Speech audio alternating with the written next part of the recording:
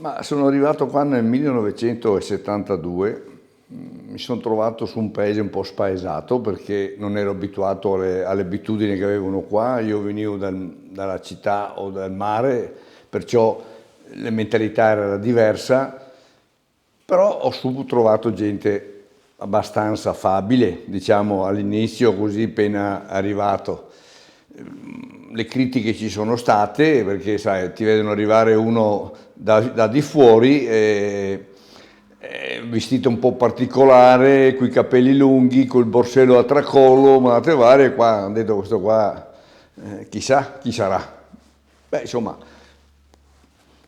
la vita mi è rimasta impressionante questo paese di Valdobbiadene, perché erano veramente un paese molto chiuso, un paese chiuso perché non erano abituato a vedere i foresti a venire a fare un'attività a Valdobbiadene. Ma io ho conosciuto un certo Rossetto Mario, in cui è venuto a Lignano dove io lavoravo a chiedermi se voleva venire su in montagna a fare una stagione. Io sono arrivato qua nel 1972 e ho cominciato a lavorare qua, però subito non mi piaceva stare qua perché mi piaceva il mare, questo e quell'altro. Poi piano piano mi sono affezionato al paese, sai, i valdobbianesi erano così, non volevano dare da vivere a un foresto, diciamo, no? All'inizio.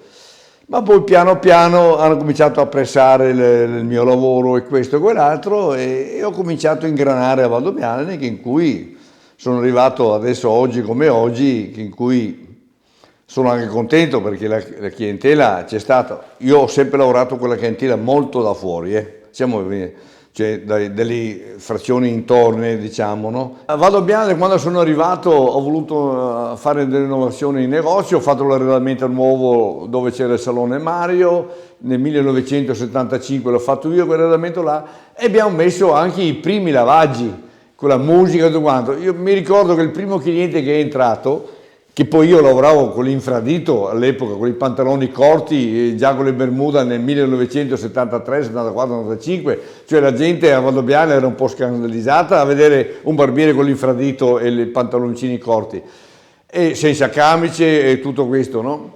E so che il primo cliente che mi è arrivato, avevamo fatto l'arredamento nuovo, e nel momento in cui ho detto, beh, accomodati sul lavaggio, ho detto che ti lavo la testa, e questo signore, non avendo mai visto questi tipi di lavaggi, si è seduto in questa maniera qua per lavarsi la testa e là sono rimasto un po' scioccato perché mi sono messo a ridere, ho riso tanto con il cliente perché guarda che bisogna sedersi, no?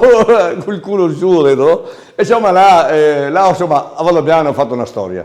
Però un po' alla volta la gente si abituava. Sì, ma poi la gente ha cominciato a apprezzarmi, c'era chi mi voleva bene, chi mi voleva male, ma insomma in conclusione era più la gente che mi voleva bene che mi voleva male. Allora, in 50 anni che sono stato qua a Valdobbiadene ho visto dei cambiamenti in grande stile a Valdobbiadene, specialmente l'ultima amministrazione qua che ha fatto tanto per Valdobbiadene, e abbiamo visto anche i risultati della piazza che è molto, io penso che verrà una piazza molto bella, molto bella.